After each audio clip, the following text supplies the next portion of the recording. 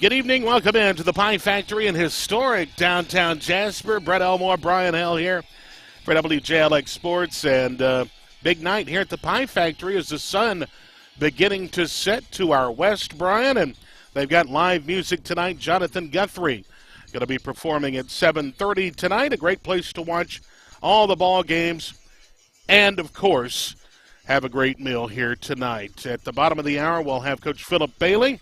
He'll be bringing along Connor Elmore, who is our player of the week for the Vikings, and also the young freshman running back Mekhi Pledger will be joining us at the bottom of the hour.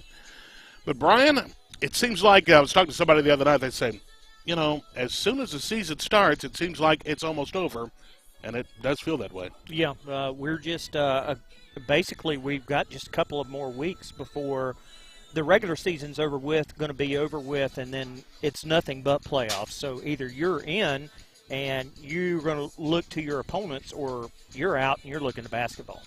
We're going to talk about the playoff picture here in just a bit, but first of all, let's talk about last week's games. Jasper defeated Carver 57-20. Not a bad showing for the Vikings, and a big win, and locks up that playoff picture for them. That's right, and taking those steps as they try to figure out where exactly they're going to be in the playoffs, that was really key. That was, I think, to me, that was a bigger win than what could be this week, because this was a certified bigger challenge going on the road to a hostile environment in Carver. To me, that was the bigger win, and gets them certified into the playoffs without having to worry about trying to lock it up against somebody else. What has happened to Hamilton? They lost to Dora 40-8. Hamilton, normally one of those teams. You've been covering high school football like I have for many years, and Hamilton's one of those teams that's always kind of up there, but they've kind of dropped off the map. Yeah, and I have no idea, Brett. The coach and I broadcasted that game last Friday night, and they just got manhandled in every way possible. And, I've seen Hamilton lose over the years, but it's usually in losses. The worst it's been is like 14 points. They've just been manhandled this year except for Curry. But give credit to Dora, though. They needed the win. They got the win, and Coach Williams is doing a good job over there. Yeah, Brett, we were talking about this all this week. Dora's offense is light years from what we saw in that first half when we broadcasted them against Winfield. They're complete. They have a number of options they go to. They can pass and they can run. And the defense, any problems they have is actually due to over pursuit, which is easily correctable. So they are really, really improving every week. Talk about a team with a lot of heartache, and it could easily be a totally different picture for Cordova. But how about losing by a point to Northside, the 7th-ranked team in the state? It has been the same broken record every week for Cordova. They cannot get over the top. 5 games, Brett, they've lost by 11 points.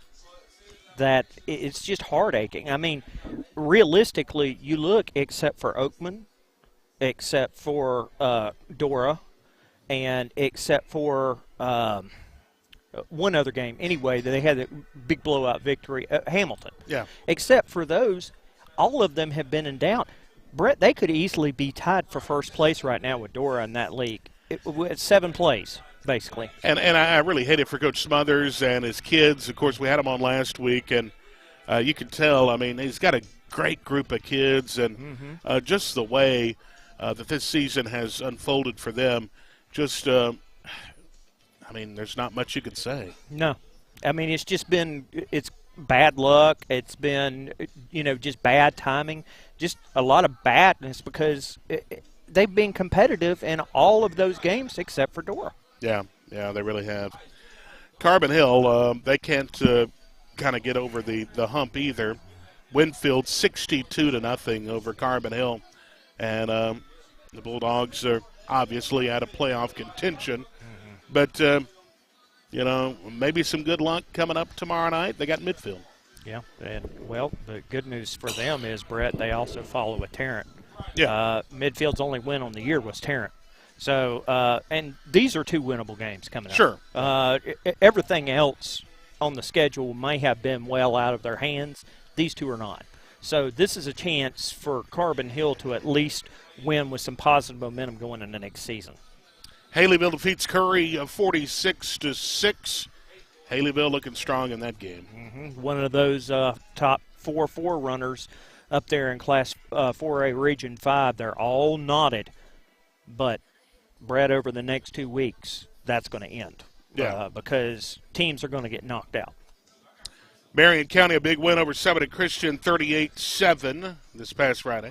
Yeah, that score surprised me a little too. bit. Yeah, me too. I thought that it would be a little bit closer than that. I thought Marion County would win, but I thought we were looking at something like maybe 28-14, maybe 35-21, something like that. I didn't expect that much of a gap. I didn't either, and it's kind of, surprising to me too. Not surprising, the way Meek is playing over Shoals Christian, 63-0. I tell you what, Meek is still 7th in the state, I think, in the 1A poll. Lynn is still sitting at about 11th. Mm-hmm. Both teams, I don't think, they're not getting a lot of respect. Well, they aren't. And personally, I think the polls are a joke. They are a joke. And it really doesn't matter until you get into the playoffs. But Meek and Lynn are both better than where they're positioned in the polls. And I think it's going to show, and it gives them some motivation, I think, going into the playoffs. Both of those teams are going to be dangerous. You want to know what's going to be really look bad for the ASWA? 4th round of the playoffs, it's Meek and Lynn. I wouldn't doubt it. No, I wouldn't doubt it. The way the bracket shapes up, It could very well be what happens, and a chance to go, to the Super 7. Absolutely. Speaking of Lynn, they defeat Brilliant 45-6. Coach Hastings, I've said it time and time again, I think is one of the better coaches in the Walwyn area. I knew when he took that Lynn job it would take him probably about a year, and it did, and here he is. Cale Tittle threw 3 touchdowns in the first quarter. Basically, Brett, Lynn could have named their score against Brilliant. Sure. I think basically what they did, this looked like an NFL preseason game. The starters were there first quarter, maybe half of the second quarter, and the rest of the time you saw backups. And it was just Lynn took care of business the way that we've come to expect this Lynn team to take care of business. And another surprising game, Tuscaloosa Academy defeats Winston County 34-8. That surprised me. Yeah, and this really behind the 8 ball. This effectively puts them out in playoff limbo. Had they won this against Tuscaloosa Academy, things would look a lot better for them getting in the playoffs with a 7-team region and having 3 wins. Now they have to fight their way in, and it's always tougher to fight your way in than go ahead and lock it up and then sit back and see where you're seated. So that's a look at what happened this past week. No guests tonight during Coach's Corner. We will have the Coach Philip Bailey show at the bottom of the hour. Most of our coaches are actually lending support to their volleyball teams. A lot of volleyball action going on. I know Jasper won their 10th in a row as far as the area is concerned, and we got some really good volleyball teams around here. Addison, Summoning Christian are both area champions. Curry was just crowned area champion less than an hour ago, and then we have 2 runner-ups that will be advancing, both Carbon Hill and Meek. So everybody's heading up to Huntsville. We're just waiting to see who else punched their ticket. That's right. So we appreciate all the coaches supporting their volleyball teams. That's always a class act and something you need to do. They support one another, and we understand that they're out and kind of have other duties here tonight. So we're kind of winging it here at the Pie Factory. We got a lot to talk about, though. We have to preview tomorrow night's games, and we'll talk about the playoff picture. That's all coming up. Like I mentioned, we're live from the Pie Factory every Thursday night here on WJLX, and we're going to take a 3-minute break. 3 minutes. We'll be back with more from the Pie in just a moment.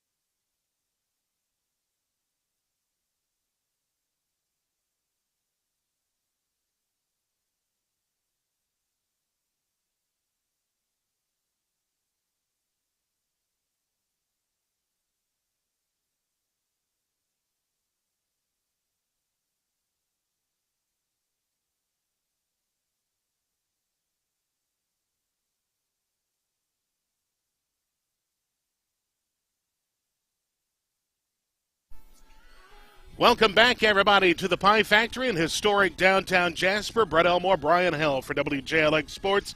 Talking high school football tonight. Of course, the Coach Philip Bailey Show coming up at the bottom of the hour. Coach will be on with Connor Elmore and Mackay Pletcher. That's coming up at 6:30. But right now, one of our finest at the Pie Factory, Sam, joins us now. Sam, good to see you.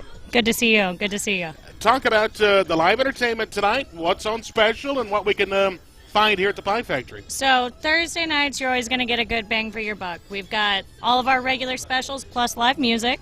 Jonathan Guthrie will be here tonight strumming his guitar, bringing a lot of heat. We also have a monthly special that consists of a pizza and a cocktail special every month that we change up. Right now for the season, we have a apple cider martini, so a nice caramel rim, cider, beautiful apple pucker, some bourbon going on there. There we go. Then, yeah, get you going, that's for sure. And then we also have our Oktoberfest Pizza. The Oktoberfest Pizza is going to be our normal tomato-based crust paste. Then we're going to have sliced tomatoes. We're going to have fresh herb potatoes on there, chives, beer-battered brat. Nice for the Oktoberfest season. Goes well with any Oktoberfest beer. Also has provolone and cheddar cheese on top of it. So we're going to have a lot of flavor on that. You can get that in a personal size or in a large. Yeah. And I've had one. They're good. Definitely get the large. Yeah. There you go. Yeah.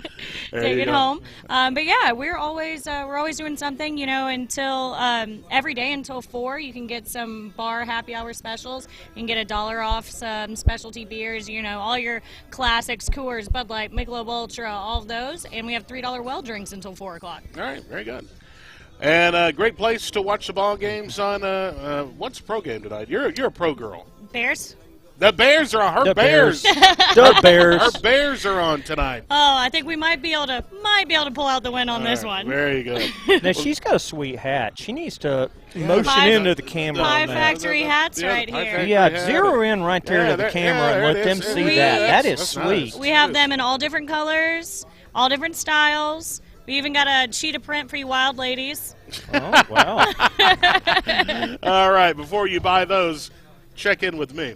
All right, very good.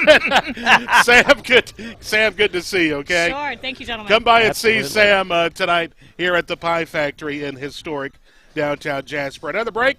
We'll take a look at tomorrow's games coming up after this 3-minute timeout.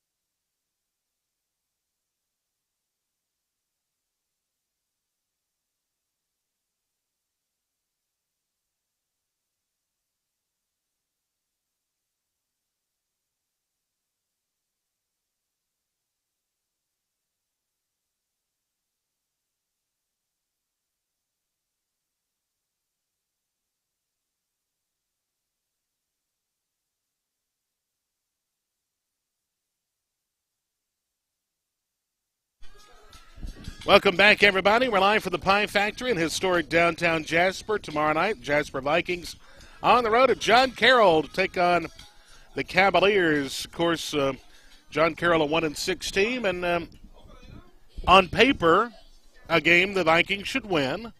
That's why you line them up and play them, but I think the Vikings will lock up third tomorrow. Yeah, I don't see it. They're going to have a whole lot of problem with it, even if John Carroll plays a competitive game. I still see Jasper winning this by at least a couple of touchdowns. Their defense is looking too good, Brett, and their offense is really clicking. So I don't see them not locking up third place and getting ready for second next week. Can Cordova get over the hump in Region 5? They're at Oak Grove, a 3-4 team. You know, Brett, we were talking about this last night, and I really think that Cordova is due for one of these close games, and I think it's going to come this week. I think that it will be close once again, but this time it's going to be Cordova that prevails over Oak Grove, and I see that happening. Corner is at Curry, and Corner's a pretty good football team this year. Yeah, Corner's, of course, one of those four teams that are the front runners in Class 4A Region 5, and I think they cruise through this one. It's next week that's the big tailer of the tail like Dora Northside is this week. And let's talk about Dora Northside. Dora 4-3, Northside 8th of the state, 6-1, but very beatable as Cordova showed last week. A lot of teams have shown that. Northside's turned out not to be the big bad beast that we thought they have. And I think Cordova's exposed a lot of this. And with the way that Dora has just improved, you've got so many different weapons that Northside has to defend against. You've got the passing ability of Pryor. They've got two great wide receivers in Hoagland and Williams. And then on top of that, Jamarcus Goodman and Ty Clayton are running the ball very well. I mean, I don't think Northside is going to be up to the challenge, and I think Dora ends up locking up one of those two front spots tomorrow night. Midfield is at Carbon Hill. Midfield struggling this year. They're 1-5. Carbon Hill looking for their first win and may be able to get it tomorrow night at home. Yeah, Midfield's first win of the season came against Tarrant. We know how Tarrant struggles a lot. So, this is a game that Carbon Hill can win. It's certainly within their pass. It's just going to come down to who executes better. But, Brett, this could easily be a 1 or 2 touchdown victory for either team. Just have to see how it shakes out. Talk about a daunting task for Oakman. The Wildcats are 3-4. They're hosting second-ranked Gordo, the Green Wave 7-1, a traditional powerhouse, and Gordo's still Gordo. Well, Brett, as crazy as this sounds, believe it or not, Oakman still has a chance to win the region title. Here's what they've got to do. They have to beat Gordo, they have to beat Winfield, and then hope that Winfield beats Fayette County. All those things have to happen.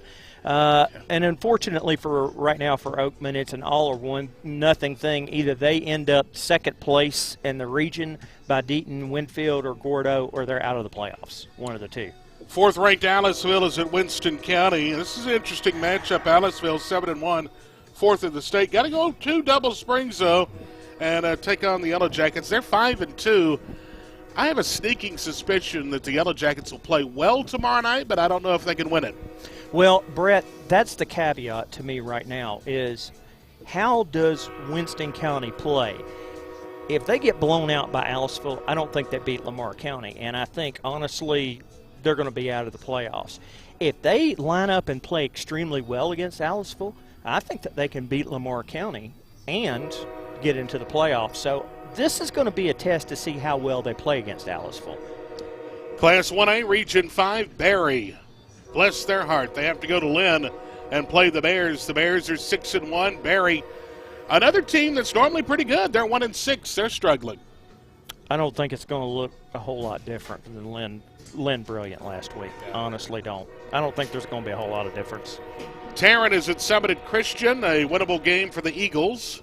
They'll win this. Yeah. Tarrant struggles to do everything right now in football, so no problem. Interesting matchup in 1A Region 8. Addison 5-2 at Fogville. Got to go on the road. Fogville 4-3. Well, and this is a non-region game, one of the few non-regions that we have this week. We already know that Addison, Faultville's a 2A, and they used to play quite a bit as region opponents. We already know Addison has a win against the middle-of-the-road 4A team.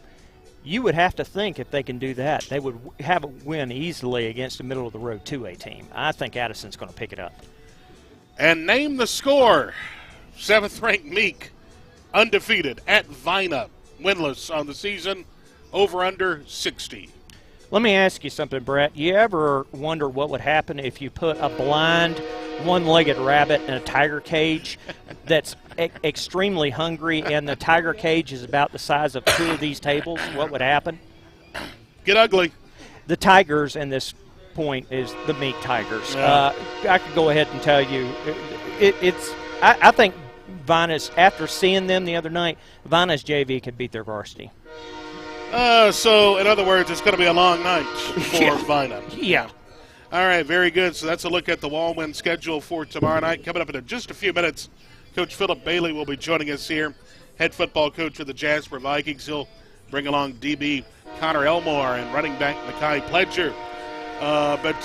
Quickly, let's go over the playoff picture for Jasper. They're in, just where they finish. Yeah, and there is one footnote that we have to watch on this. Pleasant Grove is going to be disciplined by the AHSA for playing an ineligible player. When that's going to be determined, allegedly, we don't know. And the thing of it is if they have to forfeit some region games, how many is it going to be? If it's more than one, the score as far as playoff seeding may not matter. Sure. On next Friday night, Jasper might automatically be in. One Remember, this happened with Hoover some years back. What is it, maybe about 6 or 7 years where they had to forfeit a lot of region games. That's true. 4A Region 5, Cordova and Curry both out. 3A Region 5, Oakman in, Carbon Hill out. 2A Region 5, who knows with Winston? Yeah, there's no way to tell. 1A Region 5, Seminole Christian is out. Lynn, what's the story on them? Well, this is, of course, the big 9-team region. And for that, you've got to get to 5 wins in the region. That's going to be picked up, I believe, by Lynn tomorrow night. But, see, Lynn is going to continue to play region games all the way until the end of the season, where everybody's is going to end the week before. That, unfortunately, we don't hardly ever see a 9-team region. No. But with this is what you have to deal with. Lynn has still one more game before they lock it all up.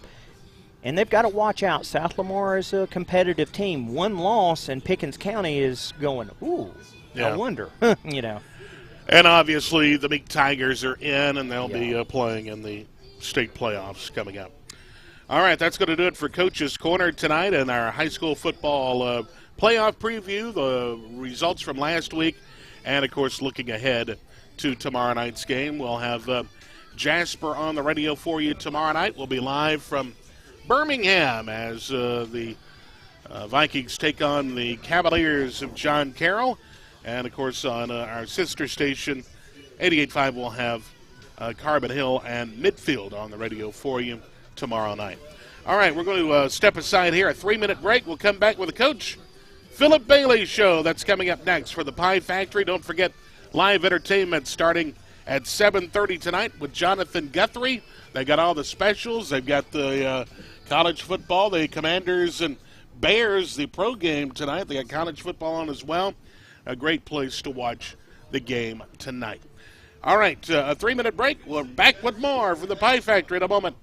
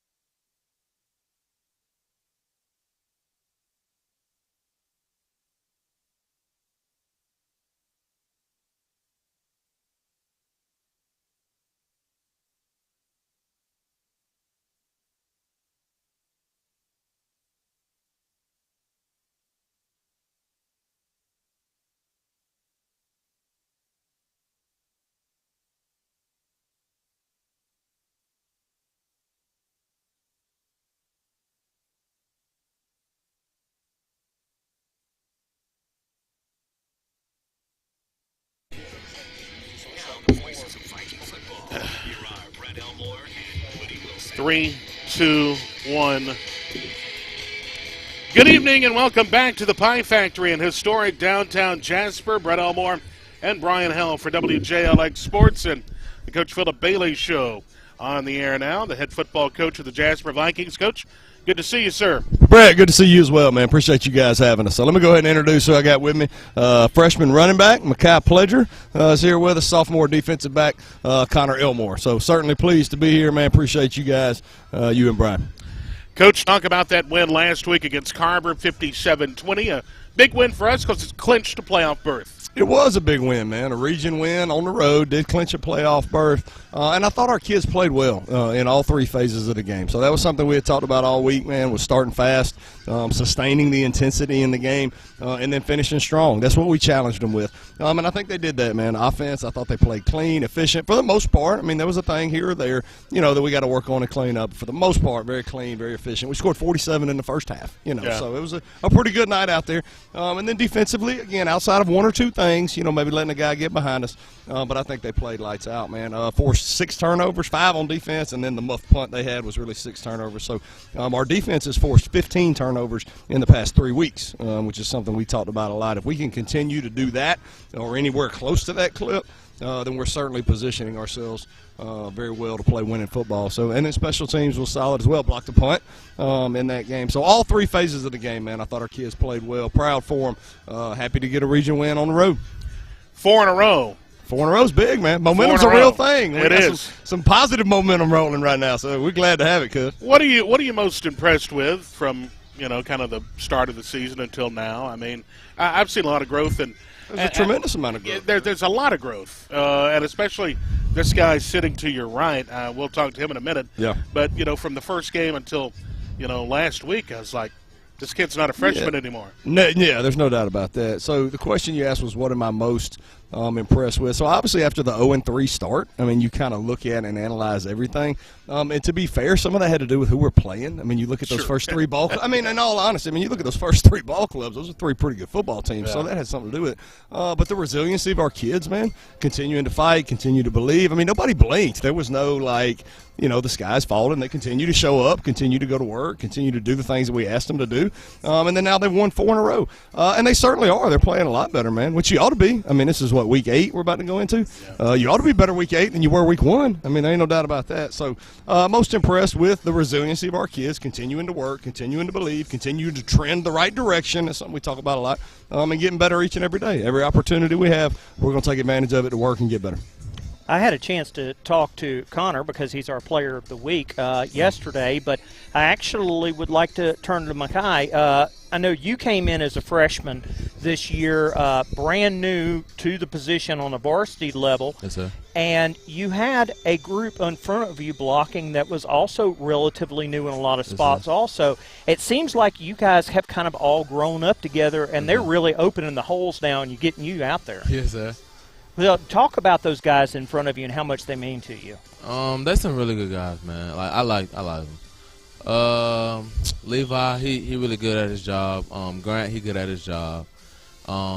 Drake, Brax, the centers there, they're really good. They can block down if they can throw you out the way. They can do a lot of things, and that's what opened the holes for me. Yeah, and Hudson, he can make the counter hole. Yeah. He can do that. That's what I noticed this past Friday, and you may want to speak on this. The holes that they were opening up for you. Yeah. I mean, just totally night and day from earlier in the season. Yeah. Makes it easier for you. Yes, makes it very easy. I like that, man. And sometimes, you just got to go with you just got to go with what you got. And sometimes it don't be holes, but I still try to make yards. And sometimes I don't, but I still push through the game. I fight hard. They fight hard. We all fight hard, even the defense. Yeah. Coach, talk about that offensive line. You're an offensive line kind of guy. And I am, by trade. I'm an offensive line coach. So there's certainly been a lot of growing up up front that you kind of mentioned throughout the course of the year. So if you look back to last year, and some of the guys that graduated, Dalton Dawkins and Caden Mormon and Luke Skelton and others, we really had one starter, full-time starter coming back, and that was Colin Langley. You had a couple guys, Drake Britt and Taylor Eads, that had started kind of here and there. But Colin is really the only full-time returning starter. So Grant Bailey's a freshman. Levi and Max are both 10th graders. Braxton Houston's been pulling some double duty from nose guard over to offensive line. Malachi Gilmore is a guy that's kind of bounced around to a few different spots and is playing some offensive line for us right now. So, yeah, there's certainly been some growing up that's happened up there, and they're playing better. The game against Carver, I think, was the best game that they've played all year long. And there's a lot of different facets that go into running the football, and Mackay and Busby, and this is a credit to them, they've improved their ability to run the ball and to fit the ball where it's supposed to go, So, like, to the layperson, when you watch it, like, oh, they ran the ball, they get hit at the line of scrimmage, O-line didn't block. Well, there's a lot that goes into that of where that ball should go, the running back setting up blocks. So I think they've all improved across the board. And then Mackay mentioned Hudson Hand, plays H-back for us. He's just a 10th grader. He's young too. And he is a pivotal part of what we do offensively, because that position allows us to be extremely flexible. Outside of the quarterback, the center, the H-back's got to know more than anybody, man, because you'll see that guy attached on the line of scrimmage as a tight end, in the backfield, right, in a fullback alignment, and then flexed out as a receiver. So we move that guy around a lot. He's got to know all the run game schemes, the pass game stuff. He's got to know a lot. So Hudson's ability to do that gives us the flexibility to operate how we want to on offense. And talk about Hudson Hand. Of course, he does a great job, but also you've been able to plug back in the Bates kid. Yeah, Hayden Bates, yeah. So he's a load now. He's a load. So he carries it in our jumbo package, and then he plays tight end when we get in 21 personnel. So when we get some of the big guys in there matching hats, yeah, he's a load, man. Physically, he brings a lot to the table for us, so certainly glad to have him as well. Coach, from a continuity standpoint, having those guys grow up together with Mackay, I know from a continuity standpoint you've got to love that because they're already starting to form their tendencies, what they know each other, and looking into the future, you've got to love it because you'll have this for at least a few years. Yeah, Brian, you cannot understate how important that is as far as the offensive line working as a unit, right, and them having a lot of snaps, meaningful snaps together and kind of growing up together. That's the name of the game up front, man. So I was telling Bentley about it the other day. This was 2012, 2013, right, when I was coaching at Maryville College. 2013, we had one of the best offensive lines in the country, right, and that's not my opinion. Like, that's real. There was 2 All-Americans up there. We led the nation in sacks allowed, gave up 1 sack in 11 games. We were 8th in the country in rush yards. We averaged running the football for 288 yards a game. That was because every starter that I had in 2012 came back in 2013. I had one starter that missed one start in 2 years. So that's huge now. When you talk about continuity and veterans up front, and sometimes, and I'm the world's worst, you want to grow kids up really fast. It's harder than anywhere else to do that up front, man. Yeah. There's experience, there's reps they've got to take, there's a maturation process that just has to happen. You can't grow them up as fast as you would like to. But our kids are doing that, man. That's a testament to them, and I think they're certainly playing a lot better at this point in the year, than they were early on. Earlier in the year, you had to kind of plug in some players at different spots. Yeah. And, it was something that you had to do due to injuries and other things, but something you don't plan for at the beginning of the year. But who impressed you more at a different position? You thought, this kid's doing really well right here. Yeah, that I thought would not. Bubba Odom's the first one that jumps out. Yeah, as far as moving him to outside linebacker, he's a difference maker, man. Absolutely. There's no doubt about that. So, and he still plays a lot of receiver for us, but he's a difference maker on the other side of football. And you got to do that early on, man. You practice against each other in camp, and you try to get as much information as you can. But especially when you got some new guys and some young guys and newcomers. There's only so much you can find out about playing yourself, and then you get out there and play somebody else, and you learn a lot more very quickly. So you got to move those pieces and try to get the best people in the best spots to be successful. So pleased with where we're at right now as far as personnel and who's where, and that's a testament to the job that our coaching staff, has done as far as getting people where they need to go. Anything else you want to add about the Carver game before we move on to John Carroll after the break? Big win, man. Proud for our kids, man. Pleased with our kids. Talked to them about that today.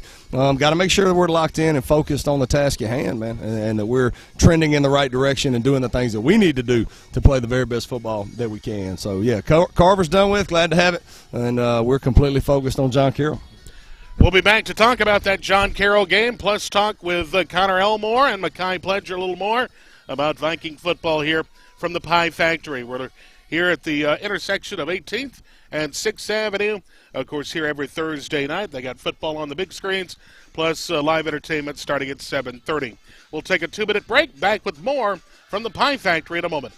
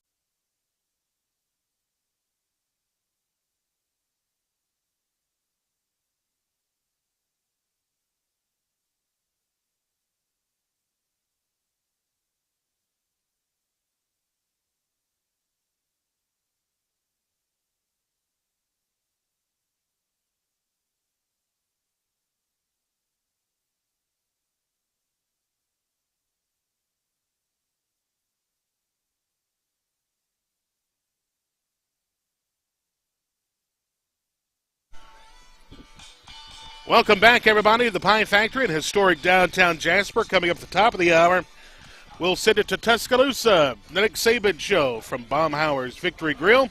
That'll be coming up at the top of the hour here on JLX.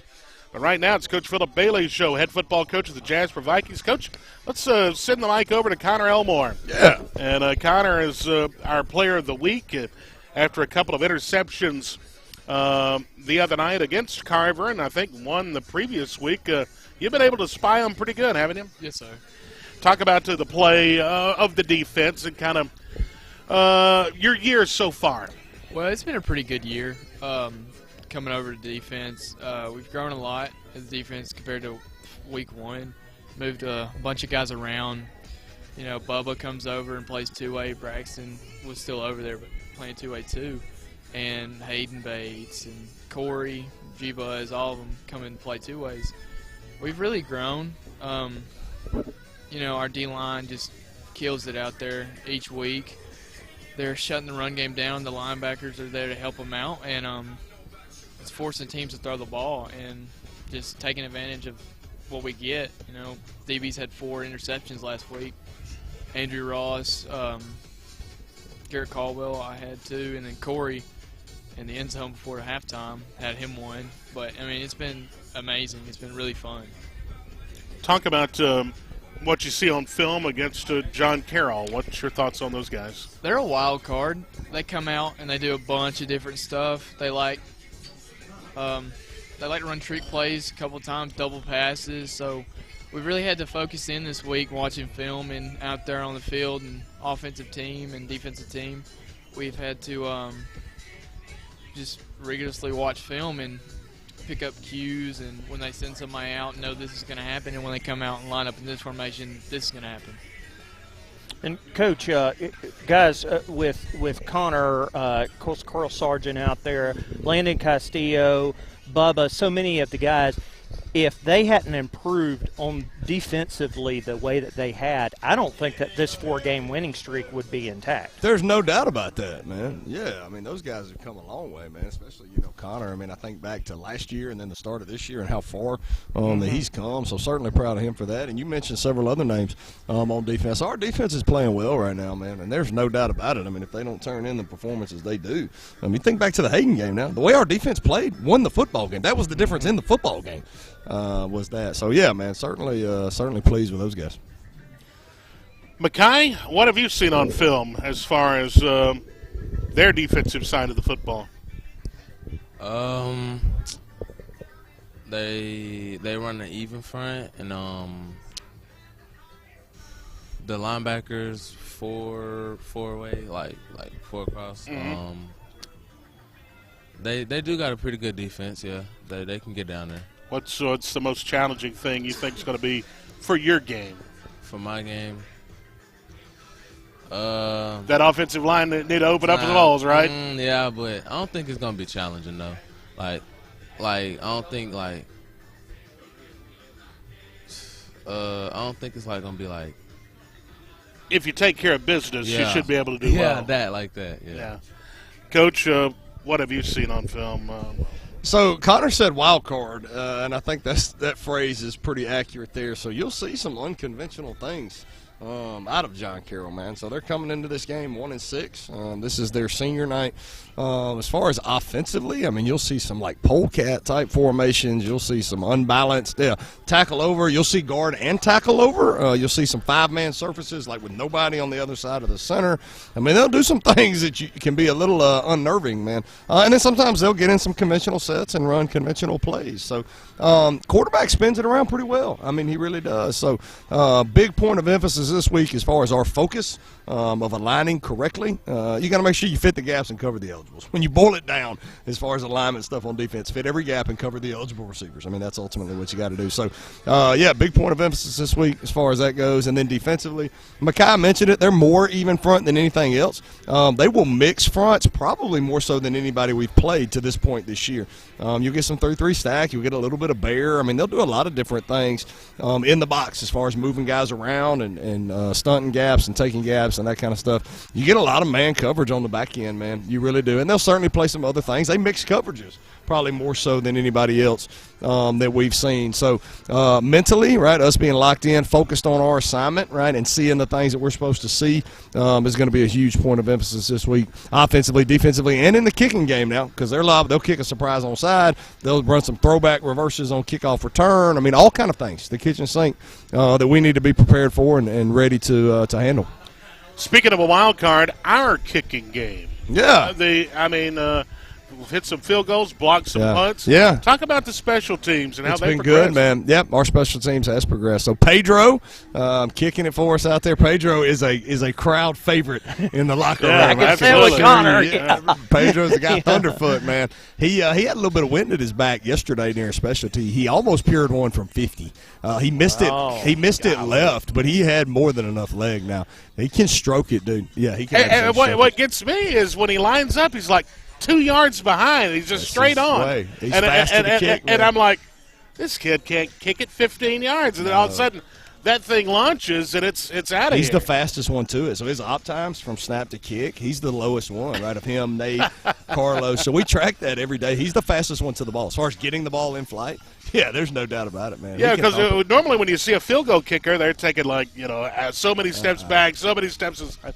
He's just straight on 2 or 3 yards and then boom. Hammers it. Yeah. Hammers it. Ain't no doubt, man. So all three of those guys, Pedro, Carlos, Nate, they all have different roles that they utilize for. So certainly glad to have all three of those guys. Soccer players here, kind of got them, to come out and play football as well. So, yeah, certainly pleased with them. And then, we blocked a punt, which is always big. I think Mackay returned a punt earlier in the year for a touchdown. So, yeah, man, kicking game, dude. That's the third facet of the game. Nothing will swing the momentum in a football game faster than a special teams play. I guarantee you that. So, that's something we put a lot of emphasis on. We work that every day, man. Every single day. We have a team meeting, then we meet one of our special teams. We work that during practice. That's a huge point of emphasis for us. Mackay, what, you got 6 rushing touchdowns now? Yes, sir. When are we going to get to 10? Ooh, tomorrow? Yes. As soon as possible. I'm putting the press on you. Maybe tomorrow will be the night for 10. Yeah. So Coach Bailey would give you the ball in the red. There you go. Yeah. Instead of called jumbo, yeah. That's right. Exactly. No, I always think about Mackay's getting it down there, and then all of a sudden here comes jumbo, and then they just run it in for. But you got to do what you got to do. It's all a part of it, right, Coach? Yeah, there's no doubt, man. It's about what's best for our football team. And I said that because I knew Mackay would never say something like that. He's a team guy. No, he's a team guy, man. Yeah. But, you do short yardage goal line. I think of a funny story, man. Thinking back to the Mortimer Jordan game from last year, okay? Yeah. So Trayvon Stewart went off in that game. Yeah. He went off for like 225. Yeah. Right? Jody Hester had 4 carries and 4 touchdowns. Right, yeah. So you get down the short yard line, and he was the one that would hammer it in. Right. And I said something to Coach Matthews because I was looking at the stats at halftime. Our scat guy brought him down, and I didn't realize that it had kind of worked out that way. And I was like, Trayvon hadn't gotten the zone yet. And Coach Matthews was like, that's what's best for our football team. Like, nobody's concerned about that. But, yeah, he would have more than 6. I mean, if I just handed it to him down there in the red zone, he certainly would. So. Yeah. Well, we know Mackay is a freshman. Connor, are you a senior this year? Sophomore, my goodness! I know. This is a young football I know, team. Isn't it exciting? It is, Coach. What do you think about the future right here? I mean, you got 2 of your top guys right here. It is exciting, man. We've got a lot of young guys, especially on the offensive side, man. So Spence is a senior. Says Leslie Corey Shepard is a senior. Bubba's a senior. And then Colin Langley and Taylor Reed's up front are seniors, so those guys will be graduating and moving on. But basically everybody else will be back, man. And then you move over to the defensive side. Got some more older guys over there, especially on the back end as far as senior-wise. But Braxton Houston will be back. JoJo Odom will be back. Trey is a senior. Malachi Gilmore is a senior. Landon's a senior. Logan Nairmore is a senior. But Braylon Terrell, DeCory Poe, Mason Bates, all those guys are underclassmen. Connor Elmore is an underclassman. So, we've got some veteran experience in certain spots, and then we got a lot of youth in other spots. So, but I think you're seeing a lot of very valuable experience by some younger guys that they're getting right now. That's certainly going to pay dividends for them and us in the long run. Brian, anything you want to add? Well, we asked Mackay about 10 rushing touchdowns. Why don't we ask when Connor's going to pick up his 10th interception on the year? How many INTs do you have this year? I have 3 as of right now. 3. All right, we need to at least get to 6. Yeah. He's had 3 in the past 2 weeks. So you're sir. just getting started then. Okay. Yes, sir. All right, good. Okay. All right, well, let's go for 2 tomorrow. Yeah. Over under going to be 2 tomorrow. Over under at 2 tomorrow for Connor. All right, well, Coach, we'll wrap things up here. Let's get your final word on tomorrow night's game. Yeah, man. It'll be at John Carroll, so this will be our last road game of the regular season. So last 2, we'll have Pleasant Grove at home. That'll be Teacher Appreciation Night, and then we'll have Homewood at home week 10 on senior night. So, this will be the last one on the road. It's not a long trip, man. It's right over down Lakeshore. I think it's about maybe 40, 45 minutes from here, something like that. So need a lot of people out supporting us, man. Another region game. On the road, man. See if we can continue this positive momentum, moving in the right direction. Go get another win. So appreciate you guys. Always a pleasure. I love being here at Pie Factory with us. Got Mackay, pleasure. Connor Elmore, man. We got great kids here, man. Make my job easy. So appreciate you guys. Go Mike. All right, thank you very much, Coach Philip Bailey, joining us tonight with DB Connor Elmore and the running back Mackay Pledger. We'll be on the air tomorrow night starting at 6 o'clock with pregame from Birmingham. over on Lake Shore at John Carroll High School. Until then, for Sebastian Black, back to the studio, producer and engineer for Brian Hill, I'm Brett Elmore saying good night from the Pie Factory. Stay tuned. The Coach Nick Saban Show is next on WJLX.